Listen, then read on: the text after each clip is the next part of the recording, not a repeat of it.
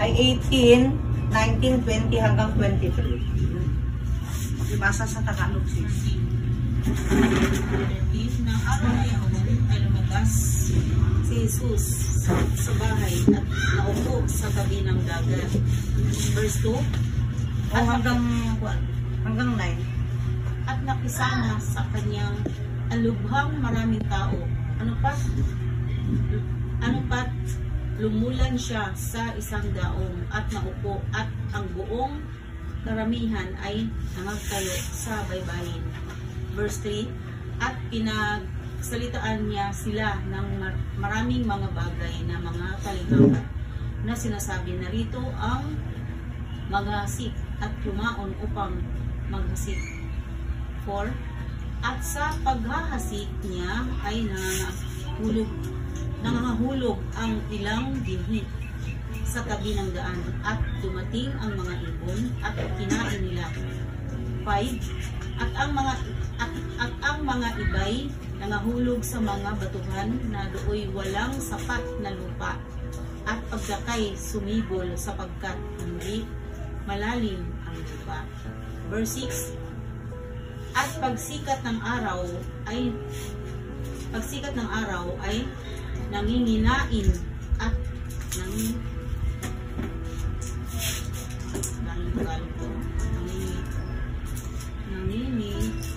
at dahil sa walang ugat ay nagtuyo. Dahil sa walang ugat ay nagtuyo. 7. At ang mga ibay nangaghulog sa mga dawagan at nagsilaki ang mga dawag at ininis ang mga yaon. 8. At ang mga ibay nangaghulog sa mabuting lupa at nagbunga ng mabuting lupa. At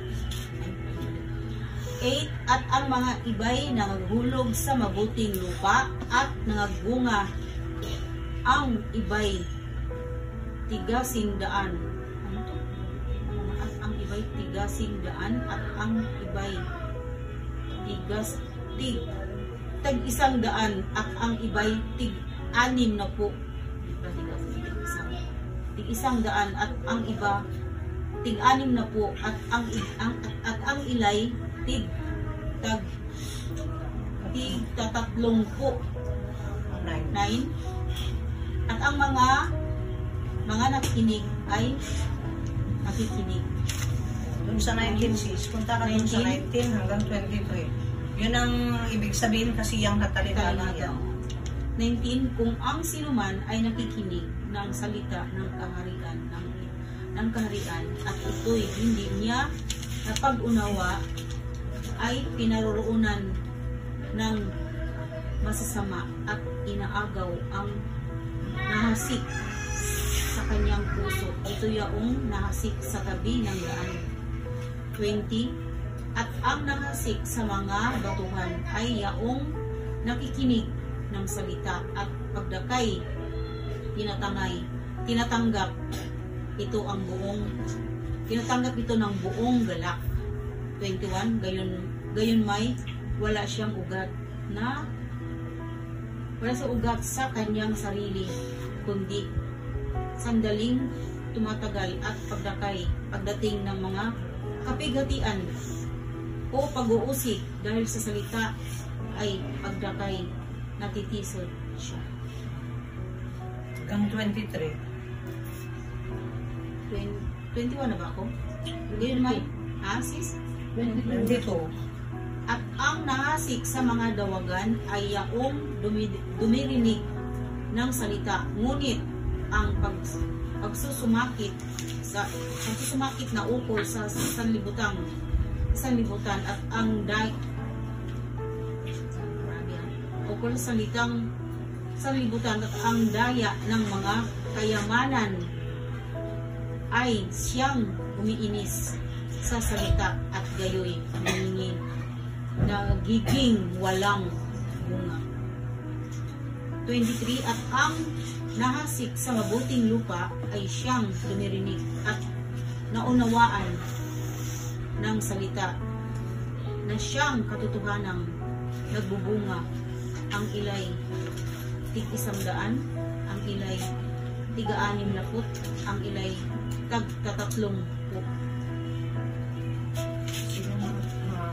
Higit tayo sa manalangin tayo sa Panginoon. Hallelujah. Panginoon, narito muli kami, Panginoon, na nagpupuri sa iyo, sa iyong dakilang pagmamahal sa amin. Panginoon, salamat na sa hapong ito, binigyan mo muli kami ng kalakasan. Yung aming kalakasan na nakarating sa bahay na ito, na bahay ng aming kapatid, sila Sister Irene at ang mga kasambahayan niya. Panginoon, salamat at ibinigay mo muli sa bawat isa sa amin yung liwanag ng iyong salita upang magbigay sa amin ng interesado, yung interest namin, Panginoon, na mag-aral, maggulay sa iyong salita. Dahil alam namin, Panginoon, ito lang ang tanging sandata namin upang magiging malakas ang aming panloob na pagkatao dahil napakaraming, Panginoon, aming sasagupain sa aming mga hinaharap na tinatahak patungo sa iyong kaharian. Panginoon, tulungan mo muli kami at ang aming hinihiling sa iyo, patawarin mo po kami, hugasan mo po kami, Panginoon, ang aming pagkakasala. Mga Panginoon, minsan sa karupukan namin, minsan hindi namin namamalayan, o minsan namamalayan pero kulang yung lakas namin, Panginoon, upang umiwas sa mga tukso sa aming buhay araw-araw, Panginoon. Kami po nagsusumamo na humihingi ng iyong kapatawaran at paglilinis sa aming puso at isipan. Upang sa ganun, Panginoon, ang iyong salita ay tumimo po sa aming puso, umugat sa aming puso, dahil ito ang tanging lakas namin, sandata namin, Panginoon, upang may pamuhay namin ang iyong salita. Dahil pagkatapos ng buhay na ito, Panginoon, hahantong na kami sa pangalawang buhay at ipagsusulit namin lahat itong mga salita mo na napakinggan namin, na pag-aralan namin at maunawaan namin. Panginoon, salamat muli at ibinabalik namin ang lahat ng papuri sa iyong dakilang pangalan, sa pangalan ng iyong anak na si Jesus. Lahat tayo magsabi na Amen. Ito yung minsan napakaraming Kristiyano na nadadaya sa patungkol sa sa salvation, sa kaligtasan. Dahil minsan akala ng tao napakadali ang maligtas. Akala ng tao yan, akala lang ng tao. Ngunit kung pag-aralan mo ang salita gaya nitong talinghagang ito, tignan mo, 3 ang hindi pumasa sa Panginoon. Ngunit nakinig din ng salita ng Diyos. Iisa lang ang nakarating sa arian ng Diyos. Iisa lang ang nakarating sa pamantayan ng Diyos na klase ng buhay upang makapasok sa kanyang kaharian. Dahil alam natin, mga kapatid, na ang salita ng Diyos ay ituturo niya sa atin yung klase ng pamumuhay na ibig ng Diyos upang makapasok tayo sa kanyang harian. Alam natin yung born again na salita, ang daming nakapagsasabi yan, ang daming nakapagbibigkas yan. Pero hindi lang nila alam na napakahirap din pala na ipamuhay ang buhay na born again. Dahil hindi po mo noon, hindi ka nagbibibya, hindi ka nag-aaral, ngayon nagbibibya ka na, ay born again na. Umpisa pa lang yun. Umpisa pa lang yun. Dahil ang tinitignan sa atin ng Diyos, yung may pamuhay sana yung klase ng buhay na ibig niya, na yan yung mga pinapag-aralan natin sa salita ng Panginoon. Yan yung ipinakita ng ating Panginoong Hesus sa mundong ito upang magiging halimbawa, at yun ang tutularan natin. Wala nang iba.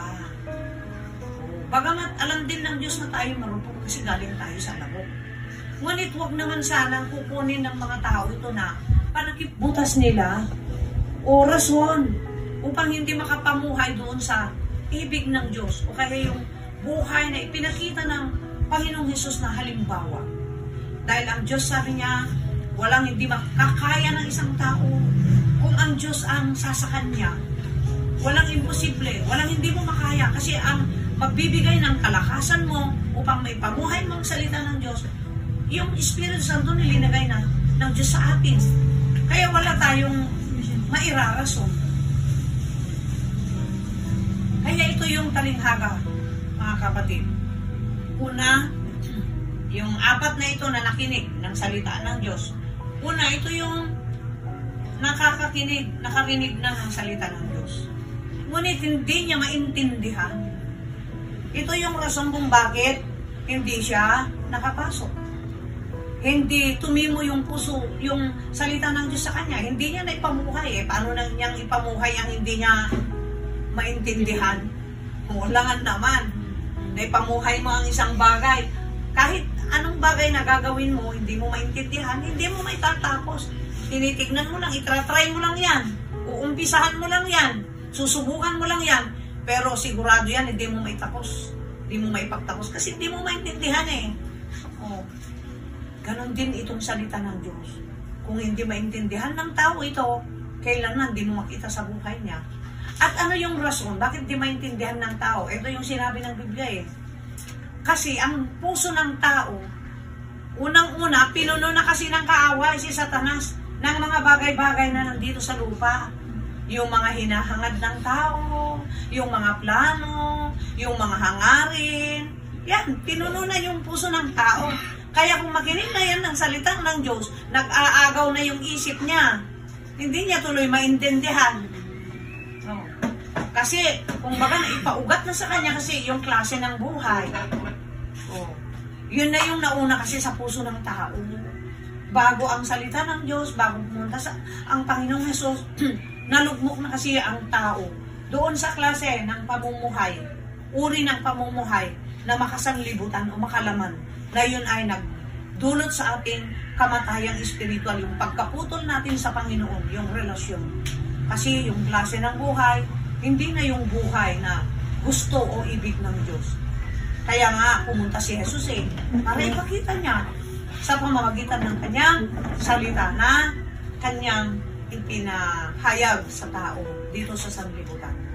Kaya ito mga kapatid, yun ang unang-unang dahilan bakit hindi naiintindihan ng tao. Yun yung sinabi ko kanina, puno na kasi yung puso ng ibig, yung gusto, yung nakahumalingan na nila, yung klase ng buhay, yung dami ng pangarap niya, hindi sa langit, kundi yung sa mundo. Gusto niyang yumaman, gusto niyang sumikat. Tignan niyo ngayon, kahit anong makita mo ngayon, nagpupunahan na, naglulumbahan na, nagmamaraton na sa klase ng buhay na hindi naman ibig ng Diyos. Bagamat nasa mundo pa lang tayo, may laman, tama, kakain pa tayo, kaya tayo nagtatrabaho, nananamit pa tayo dahil may physical pa tayo.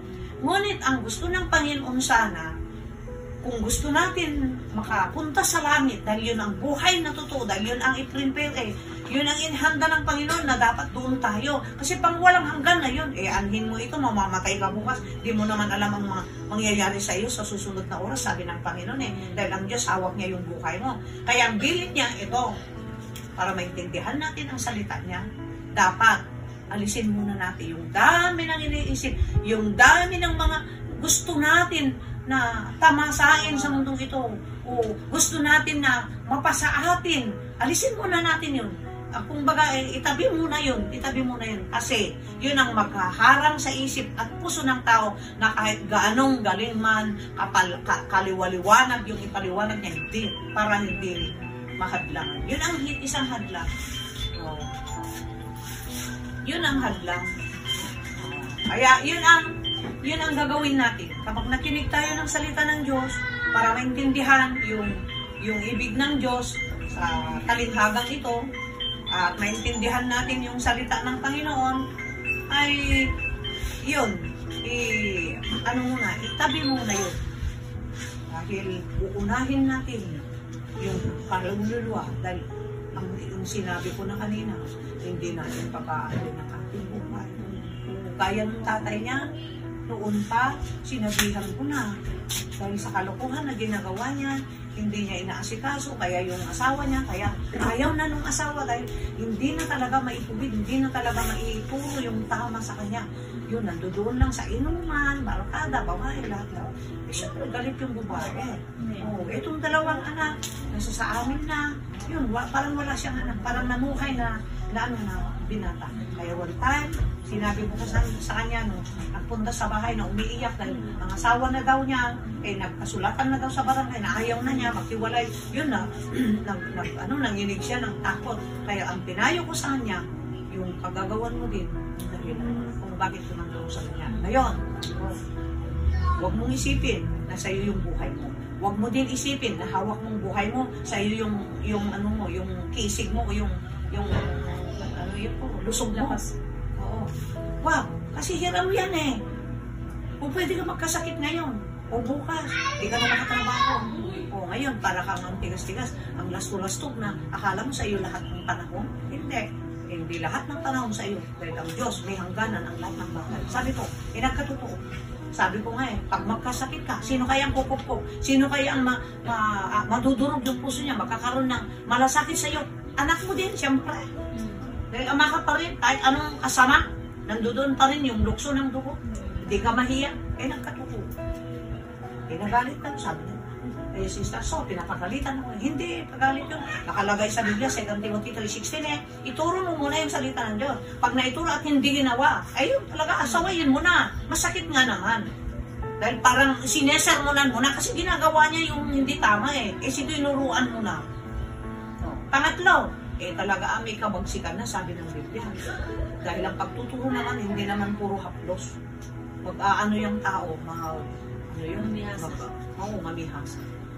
Di sayang yung kaluluwa niya. Pag mamalasakit kasi yun bakit sa dami ng nakikinig ng salita ka ng Diyos na nababaliktad kasi ang isip nila. Di lang nila alam, kahit masasaktan ka, yung ginagawa ng nagtuturo, kasi alang-alang sa kaluluwa. Ibaliktad. Yun ang nangyari doon. Kaya, wala. Nakinig noon nung una, nagpupunta sa church, pero hindi niya maintindihan. Kasi marami siyang iniisip na iba pa. Hindi nakatuon yung isip niya doon sa pinapakinggan, pinapag-aralan, ano bang ibig sabihin nito, ano ba ang gusto ng Diyos sa buhay ko, hindi yun Kaya ang dali-dali, kinuha ng ibon, yung naitanim, nandun na naman sa barkada, ngayon nandoon na sa ospital. Kasi may damage na yung utak niya dahil sa sobrang alcohol. Ngayon, ewan ko, Diyos na lang nakakalaman. Pangalawa, yun ang dahilan. Kaya ang lunas niyan, ang solusyon niyan, sana kung makinig tayo ng salita ng Diyos para maintindihan, maunawaan talaga. Isa muna yung isa-isip natin. Ano kaya yung gusto ng Diyos? Siyempre ang buhay ko, maiksi lang. Hindi sa atin ito. Siyempre nagkakasakit ako. Hindi ko hawak itong kalusugan ko dahil hawak ito ng Diyos. Ipinahiram lang. Itong aabusuhin natin ito. Magagalitin, pinaghiraman. Dahil ang ganda-ganda, yung gusto niya na ipamana sa akin yung buhay na wala hanggang sa kanyang kabila. Kaya ganyan na lang ang ginagawa ng Diyos na marami-rami na mga pagsubok, marami-rami na mga dinadaanan para sa ganun, tulong sa atin yan sa atin. Para mapaisa natin yung utak, yung isip, yung goal, yung gusto ng Diyos na marating natin yung buhay na nandoon sa kabila sa kanyang kabila. Kaya yun ang solusyon. Isahin mo na yun para maintindihan. Pangalawa, ito yung naitanim doon sa batuhan. Ang naitanim doon sa batuhan, nung natumubo, napakadali na tumubo. Pero napakadali din nawala, nalanta, hanggang natuyo. Hindi nga talagang nabuhay na namatay. Siyempre, ang halaman kung natuyo na, talagang mamamatay na yan. Ganyan yung kaluluwa minsan ng tao. Nakikinig ng salita ng Diyos. Masaya siya na tumanggap. Masaya. Dami nga nga nung una Dami dito sa Imburong. Dami. Lalo na pag may sakit. Di ba? Ganun kasi ang tao. Kung may kailangan sa Diyos, gustong-gusto niyang makinig. Kaya ditong daming mga may sakit dyan. Pero saan na. Nawala na yung mga sakit, ginamot na ng Panginoon, lunas. Nung malakas na sila, makatrabaho, nagbalik ulit ng tumutok talaga doon sa panlaman. Ulitin po mga kapatid, hindi rin masama na magtrabaho. Dahil anong kakainin yung katawan lupa mo? Pero sana, marunong sana tayo na mag-budget kasi alalahanin mo, may kaluluwa ka na ipagsusulit, ihaharap mo yan sa Panginoon dahil ipinahiram yan sa iyo eh. Oo. Ikaw ang caretaker dyan. O anak, ito yung kaluluwa mo. Dapat ito, dalhin mo sa ganito, doon sa ikabubuhay niya. Walang iba yung salita ko. At para makapamuhay yan, alisin mo muna mga gusto mong buhay sa mundo. Alisin mo muna yung mga nakikita mo, mga gusto mong marating. Alisin mo muna para maintindihan mo yun. Yun, mga kapatid. Kaya, ang tao, kapag may gusto kasi sa Panginoon, lalo na pag mahirap, kahit hirap-hirap na, may sakit, masaya pa rin yan na tumatanggap. Pero pagdating ng panahon, nagamot na yung sakit, nagamot na yung problema sa asawa, problema sa anak, nagamot na yung problema sa bulsa, at least man lang may pinagkakayuran na, eto na. Pag dumarating na yung pagsubok ng Panginoon, at titignan niya yung salita niya sa puso ng tao, kung totoong nag-ugat, ipaparanas niya ngayon yung mga kapighatian, sabi ko, yung unos ng buhay. Halimbawa ganito, nung kailangan mo ang kagalingan, ako talagang hinahanap mo talaga ang Diyos, kahit siguro malayo yung nagbibigyan. Ay, pagka dyan, nagpre-pray sila, gumagaling. Di mo inintindi yung hiya, yung kantyaw, yun. Masaya ka, dahil kung magagamot ka pala, yun ang naintindihan mo. Ngayon, kapag ang naintindihan mo doon, ito yung ugat na sinasabi. Kapag ang naintindihan mo doon ay yung kagalingan lang ng physical, hindi na yung kaluluwa, ito ngayon ang mga mangyayari. Kapag gumaling na yung physical mo, habang magtatagal at nakikinig ka ng salita ng Diyos, darating ang araw, susubukin na ngayon ng Panginoon, magkakasakit ka ulit. Titingnan niya lang kung ano ang inibig mo sa salita ng Diyos. Kagalingan ng pisikal o kagalingan ng kaluluwa. Yung kaluluwa, ang daming sakit. Hindi nagagamot. Yun ang pupunta sa langit eh. Dapat magamot mo na bago makarating. Ngayon, pag dumating na yon, yung dinaanan mong gano'n na nagkasakit ka ulit, ayun, nanlupay-pay ka na. Akala ko, gumaling na. Bakit doon, kaya, nag-aaral ka, masaya noon. Gustong-gusto mo, masigasig ka. Pero dumating yung unos sa buhay mo na susubukin ka ng Panginoon. Naghirap ka, wala kang trabaho, wala kang pagkayuran, pag-inkaman. Yun na. Unti-unti na nanlulupay-pay. Unti-unti na nawawala yung gana, yung appetite niya na makinig ng salita ng Diyos sa kanila. Kasi ganito. Hindi niya naintindihan kasi, naintindihan niya, ngunit ang akala niya kasi yung physical na buhay ang gusto na, ang ginusto niya na masalba.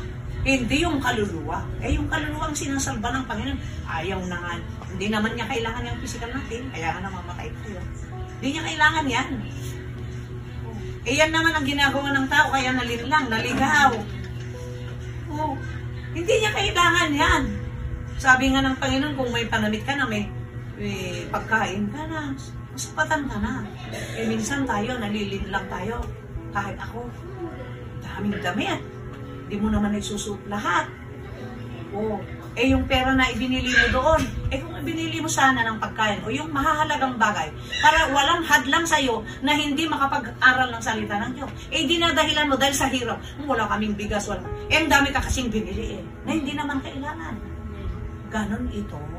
Ang pag-aaral, tinuturuan lang tayo ng Panginoon na maging wise, marunong, umunawa yung ibig ng Diyos upang sa ganun yung kaluluwa na yan na minsan ay namatay, ay tuluyan ng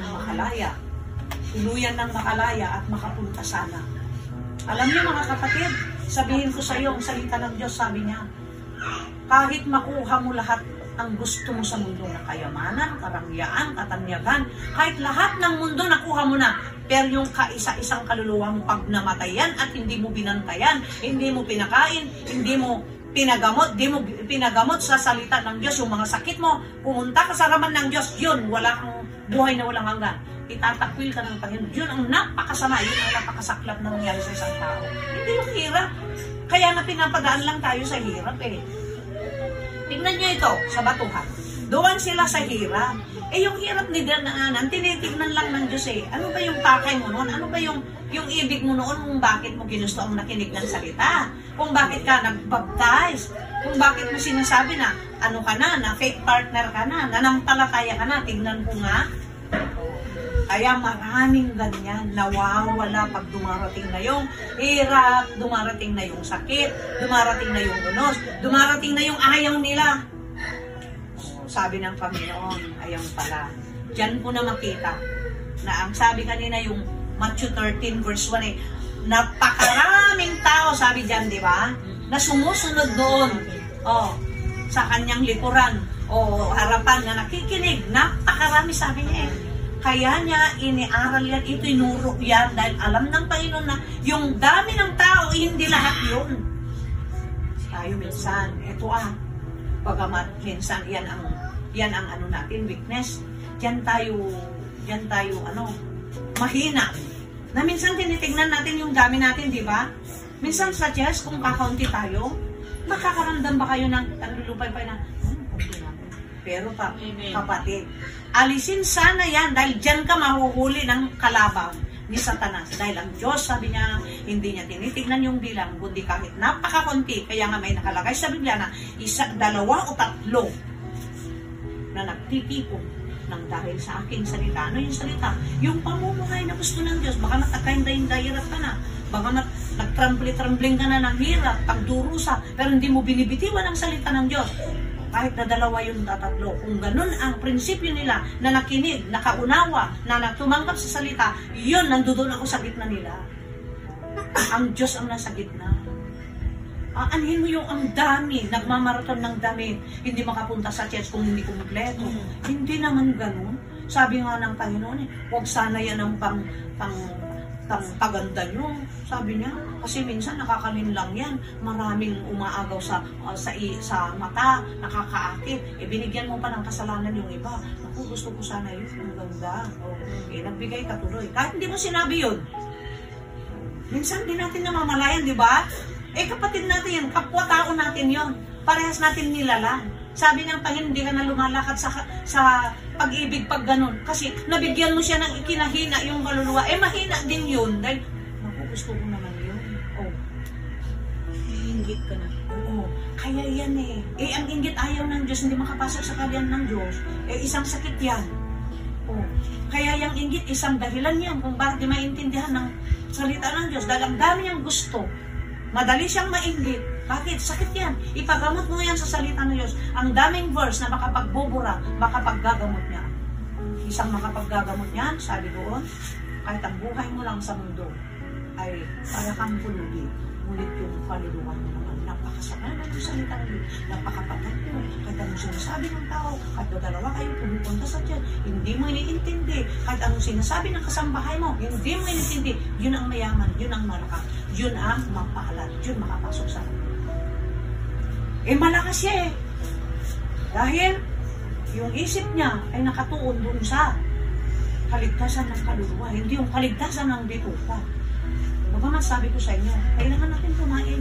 Pero huwag ka nang masyadong mapaghanap. Ako minsan nadadaya ako dyan. Sa edad kong ito, sabi ko, ako, yun naman ang dinatahilan mo, sabi. Mahina na ako. Sana naman, kahit isang balisa lang yung piraso. Parang yung nakakaano ako. Minsan, anong ulam? Sana ganito ang inulam na nakakadaya. Kung hindi ko labanan yun, madadaya din ako. Bakit? Ang pera ba palaging meron? Hindi. Diyan din ako nadadaya minsan. Kaya sabi ko hindi tayo makakaligtas, lahat tayo may sakit. Kaya dapat magturuan, sabi nga ng Biblia. Kaya ito very important dito itong pag-aaral na to dahil nagtuturuan kayo eh. Kaya importante yung fellowship dahil nagtuturuan kayo. Yung hindi mo alam, ipapaalam. Yung alam niya, ipapaalam niya sa'yo. Yung kalakasan mo, ibigay mo sa kanya, turuan mo din kung bakit ka naging malakas dyan sa sakit na yan. Dyan sa panghihinang yan. O, siya naman yung kalakasan niya, ituturo niya din sa'yo. Ay, kasi magkakaiba lang naman tayo ng kahinaan eh. At ang kalakasan. Kaya ang sabi ng Diyos, magkakapatid tayo, magkapitan ay magsiran tayo, yung magbigayan tayo ng kalakasan sa panloob. Kaya kailangan natin itong fellowship. Alam mo, kahit kasi basa ka ng basa, tama din yun dahil self-meditation nakikiusap sa'yo ng Panginoon. Pero kailangan mo din ang kapwa. Lalo na yung makapagtuturo sa'yo ng ikakalakas, hindi ikakahina. Kasi yung mga turo na ikakahina, eto, yung masyadong ibinibigay yung gusto ng laman. Ay, tama yan, di masama. Naku, huwag ka na doon. Papatayin ng kalalawa mo, pahihinain. Pagka dumating ang unos sa'yo, wala kang lakas. Kasi ang napakalakas yung ano mo, yung physical. Kasi yun ang itinuro. Kasi tinanggap mo naman. Ay, oo, maano. Ang daming pandaraya ng kaaway. Ano siya? Marunong siyang kumilatis. Kumilala kung ano yung mga kahinahinaan natin. O, yun ang yun ang yapan niya. Yun ang ipapain niya. Kung doon ka mahina, ako palagi itong kinakahulugan. Ako din, ginaganon ko ang sarili ko. Kasi sinong linulog ko? Hindi naman yung mga dumadayo na nangangaral. Hindi naman yung kasambahay mo, hindi naman iba, hindi naman anak o asawa. Kasi yan, sasagutin mo yun sa Panginoon eh. Makakaligtas ka ba sa kamay ng Panginoon? Eh, kitang-kita ka araw at gabi, kitang-kita yung lahat ng ginawa mo mula bata mo. Mula na iluwal ka. Hanggang kamatayan mo, kilala ka niya kasi siya ang gumawa ng buhay eh. Ipinahiram mo sa iyo eh. Ngayon, pagsusulit mo ngayon, pagsusulit mo, hindi pa gumaling yung sakit mo. Ang nakakatakot nito, pag mamamatay tayo, hindi pa gumaling. Kasi ang gusto ng Diyos, gumaling. Eh, paano gumaling? Saka na lang yan. Saka na lang yan. Ang dami-daming nakasabit sa atin. Kaya tuloy, hindi gumagaling. Parang doktor yan. Punta ka lang kung gusto mo. Gumaling ka ba? Parang ganun yun. O, di ba? Na-atake ka, okay, nagkaroon ka ng malubhang sakit. Eh, gusto mong mabuhay, nagpunta ka sa doktor. O, sige, ito. O, yun, lahat ng sinabi, oo. Pero naman, pag natapos na yun, nakaramdam ka lang ng kaunting lakas, na hindi mo na naisip yung ipinagbabawal niya, hindi mo naisip yung gagawin mo na, sinabi niya, punta ka sa ganitong araw na, hindi na, malakas na. Yun, bumalik. Parang ganun yung sakit sa kabila. Minsan kasi pag nakaaral na, ay tama na. Akala mo lang yan. Sa bahay nga eh. Sabi nga ng Panginoon eh. Sabi niya eh, sa 1 Peter 5 eh, mag-ingat kayo. Ang kaaway nyo, si Satanas, nasa tabi nyo. Nakahanap ng masisila. Tabi, 24 hours yan. Yung maalis. Buti pa nga tayo, matutulog, umihili. Yan, hindi. Evil Spirit. Bantay na bantay. Kahit natutulog ka, bakit? Aalihan niya yung panaginip mo ng masasama. Kaya paniwalaan mo naman. Ayun, gaming ganyan. Ay, napanaginipan sa kanila daw, kuhayin ko daw. Ayun, ngayon lang ka. Ganon. Kaya nga sabi ng Panginoon eh, pagbantay nga eh. Ano yung pagbabantay? Maingat tayo. Lalo na itong salita ng Diyos, dapat palaging pag-aralan mo, palaging mo mabasa ito. Hindi puro trabaho. Kasi yun ang nanglilin lang sa tao, trabaho. Para bang kapag ito na ang inupuan mo, ay naku, wala nang silbi yung buhay ko, wala akong natapos, walang hindi, baliktad. Kahit natapos mo lahat-lahat yun, napagod ka na, hindi mo na mapakain yung kaluluwa. O ikaw ang nawalan sa araw na yun. Hindi mo alam ang susunod na araw, ano yung ipaparanas sa'yo ng Diyos. Nagkampante ka kasi, hindi mo pinapil yun. Kasalanan mo yan, sabi ng Panginoon. Dahil ang Diyos hindi siya nagkukulang.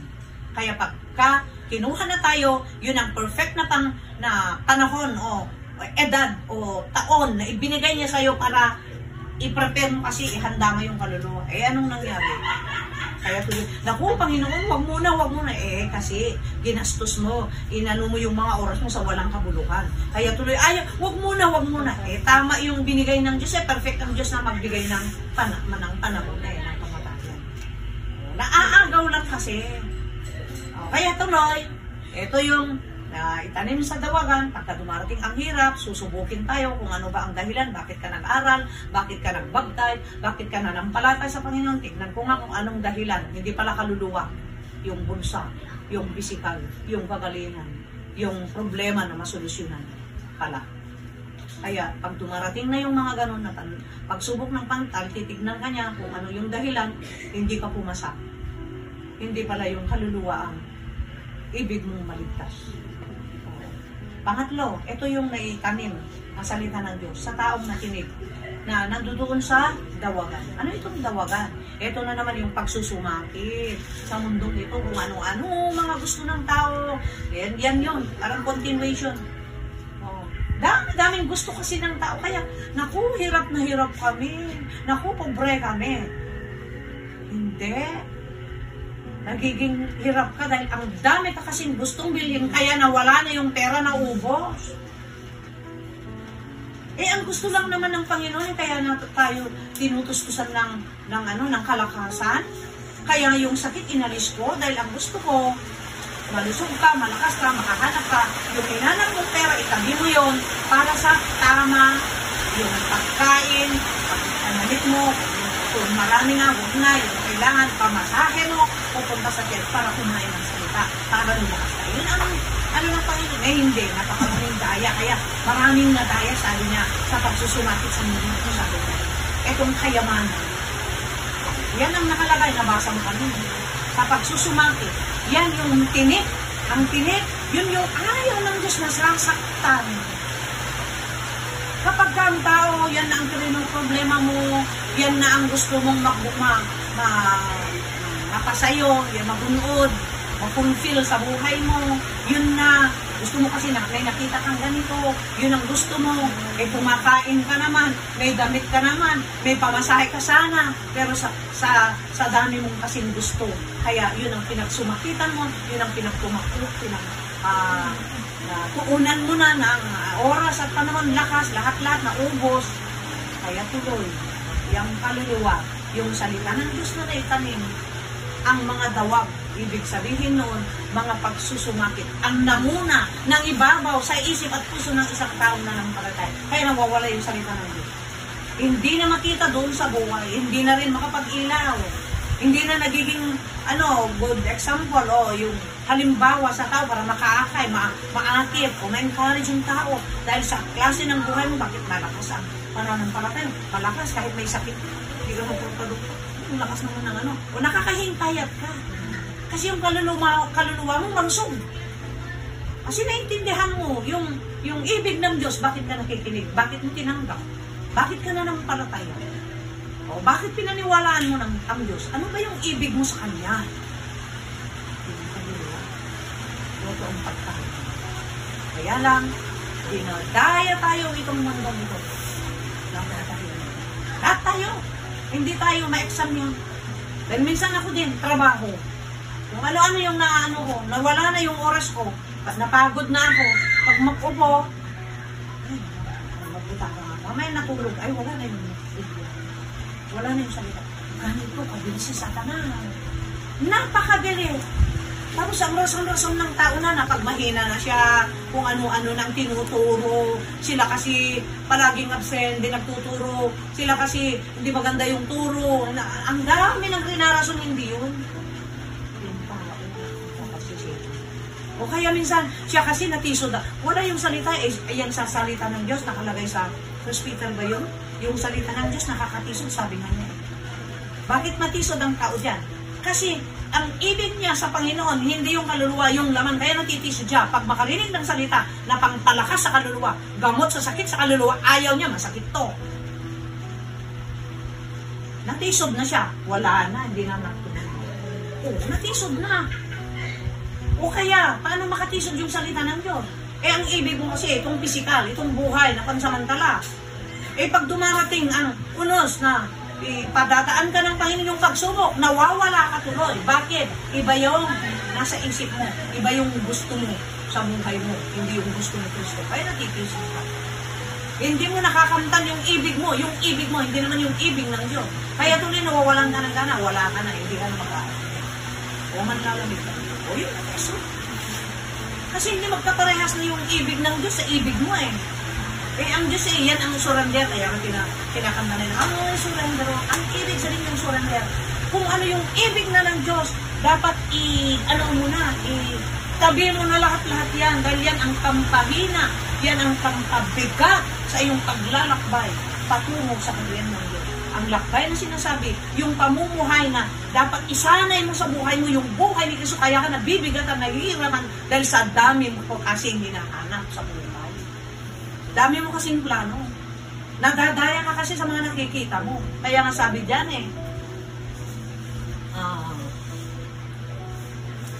walk with faith, Tagalog.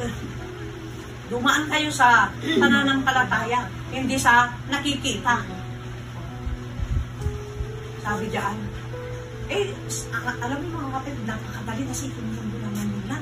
Kung kulang yung lakas ng loob mo at unawa mo sa salita ng Diyos na ang gusto ng Diyos na iligtas yung kaluluwa at ang gagawin mo ganito, i-ano mo yung salita ng Diyos dahil dyan mamumuhay yung spirit mo, dyan mamumuhay yung kaluluwa mo, dyan magiging malakas yung kaluluwa mo, yung emotion mo, dyan tayo palagi magagawa. Dahil natatakpan na yung pagsusumakit, yung mga plano, yung gusto natin, dyan mas lalo yan ang nangunguna sa isip at puso natin. Kaya sabi doon yung salita ng Diyos ganyan na, etong mundo ganyan na. Kaya sabi doon na natatakpan na. Kaya hindi na makita yung salita ng Diyos. Alam niyo makakakita ang mga sama nito. Kung nag-aaral ng tao sa salita ng Diyos, lalo na pagmatatak. Alam niyo, kakanapan din tayo ng Panginoon. Parang nagtanim kasi yan, tanim. Kahit ano, may takdang panahon na hahanapan mo yun na ng buhay. Hindi ka na lang dilig ng dilig, abono ng abono. May panahon din na hahanapan. Bakit hindi na nang kahit yung mga hayop, kung nag-aano ko lang ba, bakit hindi lumalaki? Diba naghahanap ka din? Ganun ang Diyos, naghahanap din sa atin yung bunga ng kanyang salita na itinatanim sa puso at isip. Pero ang nangyayari kasi kung bakit din na nakikita, nangunguna kasi sa puso at isip ng tao yung plano niya sa buhay ng pansamantala na nawawala at inaalisan na buhay at umihinduin.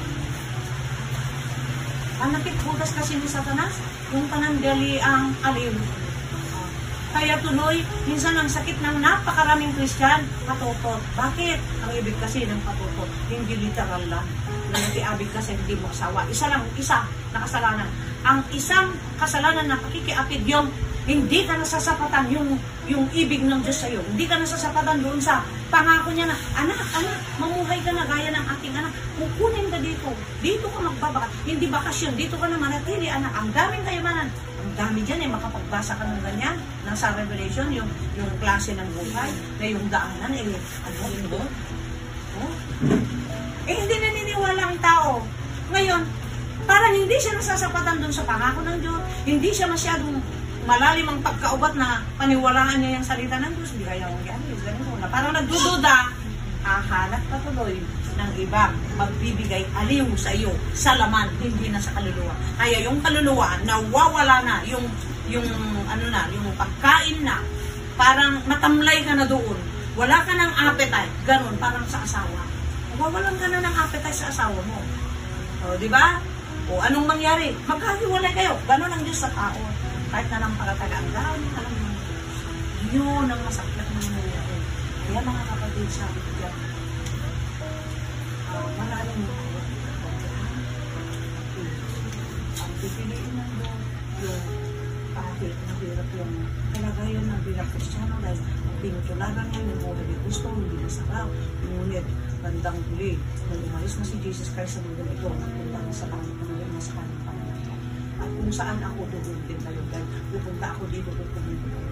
Iba na katulong na yun. At hindi lang yun, pangtayan. Dami nang namamatay. Minsan sa pagkain na daw, yan na, punta lahat ng sakit. Yung kemi. Sarap naman na sarap tayo. Hindi lang natin alam. Nag-uumpisa na yung isang klaseng sakit sa katawan dahil sa pagkain. Kasi dyan minsan nagtututok ng tayo. Kaya nasasaktan ng Diyos. Sabi niya, naku, hindi kayo masaya sa akin. Yun, nagseselos na siya. Doon na nag-uumpisa, na nag-regrib mo na yung Espiritu noon, na ano mo na yung Espiritu Santo. Hindi na siya masaya sa'yo. Kasi tinuturo kita, itong gawin mo, ito ang gusto ng Panginoon. Wala na, parang nagbibingbingihan ka na. Kasi nasisiyahan ka na sa iba, hindi na sa Panginoon, kaya nagsiselos ka. Maraming ganyan. Ako sa tuturo ng dahilan, bakit nawala? Ang ituro mo, unang-una, sarili. Kasi ang Diyos, ay dahil ang Diyos yung ginagulak. Kasi kahit anong makita mo, nasabihin mo, nakagumagawa ng masama, hindi pinamumuhay ng salita ng Diyos. Bakit? Ikaw ba ang Diyos? Magtaan mo na siya. Kasi pagsusulit huwag mo nang tularan. Huwag kang manlamig dahil doon sa nakikita mo. Bakit kasalanan mo ba yun? Ipagsusulit mo ba yan? Kung nakita mo, nasaktan ka kaya. Yun ang kahinaan ng kapatid na yun. Halimbawa, masasakit siyang magsalita. O kaya, madaldal sa iyo. Kung ano-anong mga ginawa niya sa iyo, hayaan mo na lang. Kasi kung anong tinanim mo, siya din ang aanin mo. Kasi pag yun ang pagtatamlayan mo, matotodas yung kaluluwa. Sabi doon, imbes na yun sana ang pupunta sa impyerno, ginamit ni Satanas na para sa tutularan mo din, mawala sa salita ng Diyos, mawala ka na sa Diyos. Marami. Kasi nakahula Maraming matawag. Hindi ang makatapak tapos sa daan ng Panginoon. Dahil hindi nila kaya tiisin. Kaya nga ang magtiis hanggang bukas. So, malilit ka. Tama, marami sana tayong alam sa salita ng Diyos. Pero hindi lang yan. Yung tiis mo. Anong tiis mo? Tiis mo na. Tiis mo na. Tiis mo na. Titiisin mo yan. Huwag mo nang tignan. Huwag mo nang masakit sana. Tiisin mo na yun. Naisasama ka na nasisira na dahil makakapares kayo. Hayaan mo na. May Diyos naman na magbibigay ng reward yun sa buwan ng ginawa. Kaya sabi doon bawat isa hahanda tayo sa hukuman ng Panginoon at hukuman na niya ang lahat ng ginawa sa isa. Meron pa sa Roman, basahin mo yun, yung Roman 6 na yan yung sabi doon, hindi dyan lang sa pakikinig. Romans 2:13. Sahin mo yun.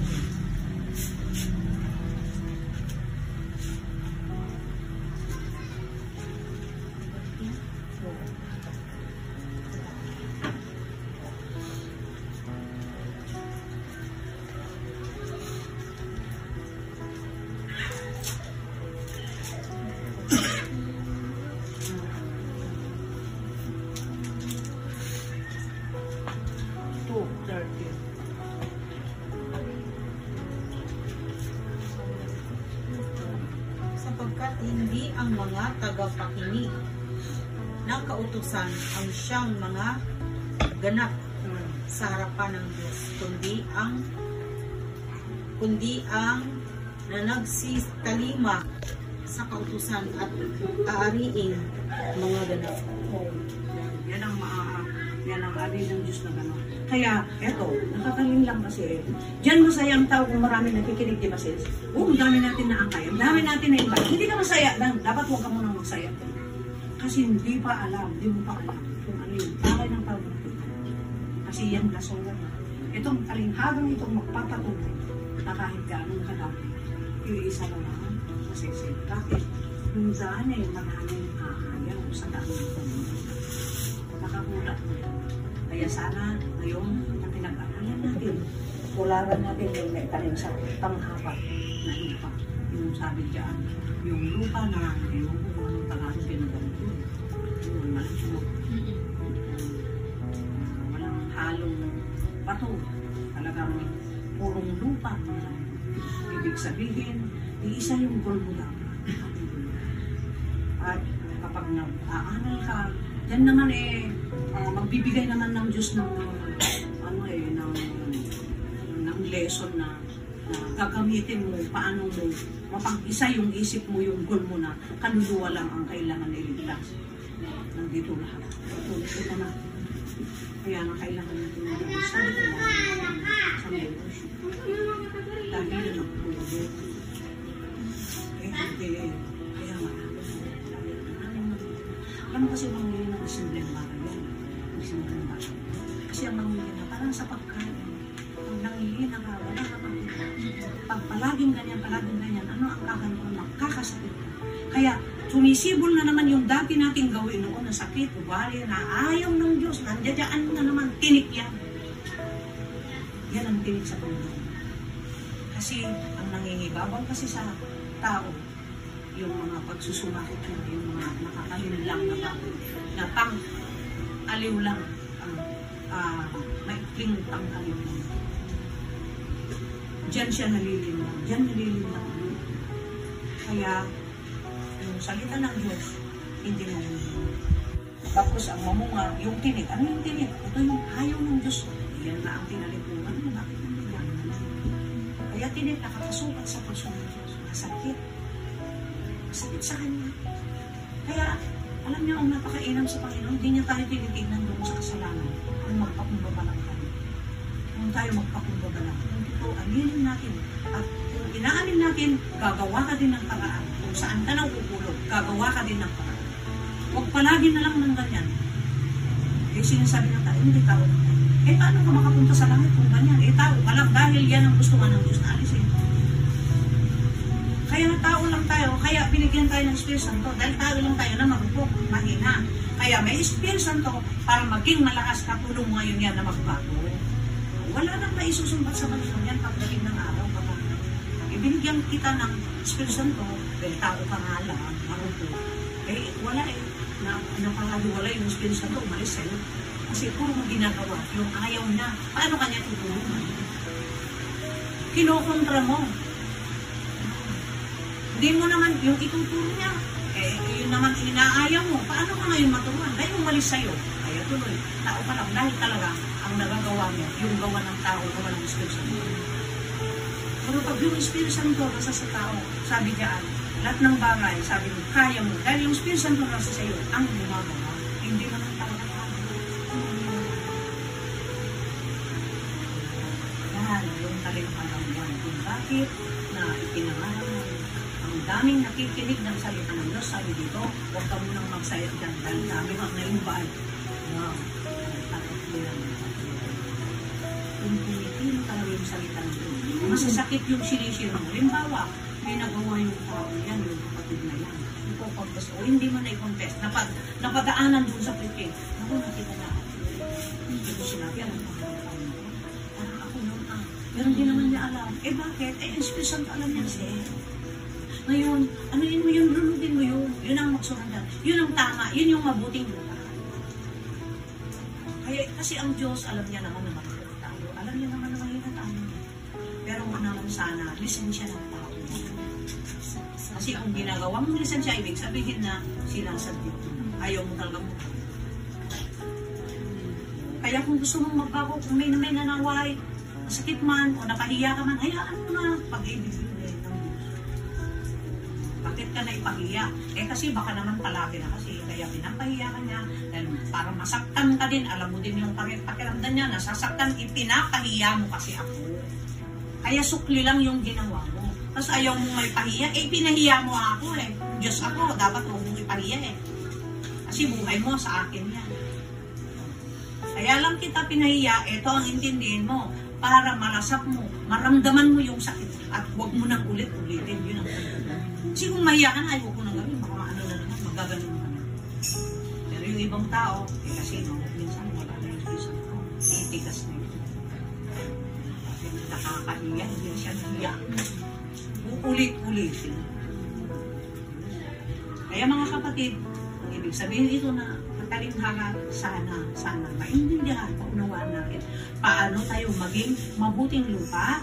Yun, yung unawa natin dapat nakatuon dun sa ibig ng Diyos, huwag yung unawa natin para hindi mawala yung nagpapatindan natin salita. Yun ang magbibigay ng lakas mo. Hindi ka man agad-agad makabunga, lumalakas ka. May lakas kang loob na kahit umuulan, kahit pupunta ka sa jet, pupunta ka sa pagbansan. May lakas ka kasi eh. Kasi naiintindihan mo yung salita ng Diyos. Pangalawa, yung kung dawagan, palitan na yung patuhan. Palitan na.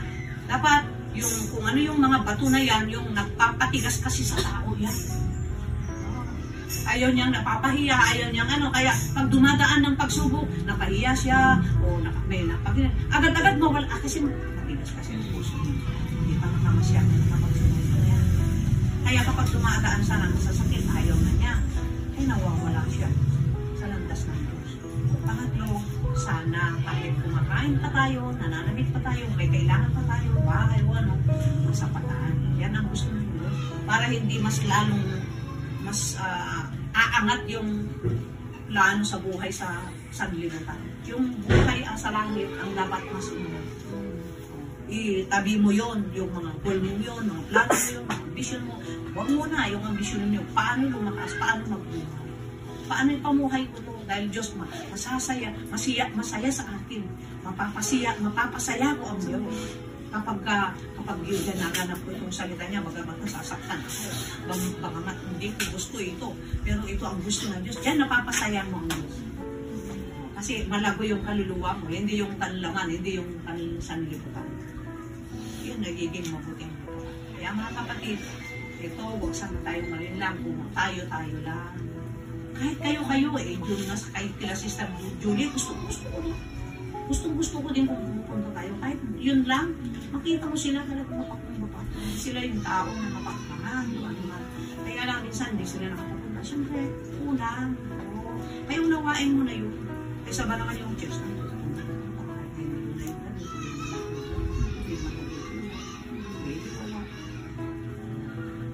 Pero kailangan din yun. Pero ibig kong sabihin, minsan may mga dahilan na tama naman yung dahilan. Kaya unawaan mo. Yan yung salita ng Diyos mo. Dito nagtatapos ang tayo naman namin. Sister ay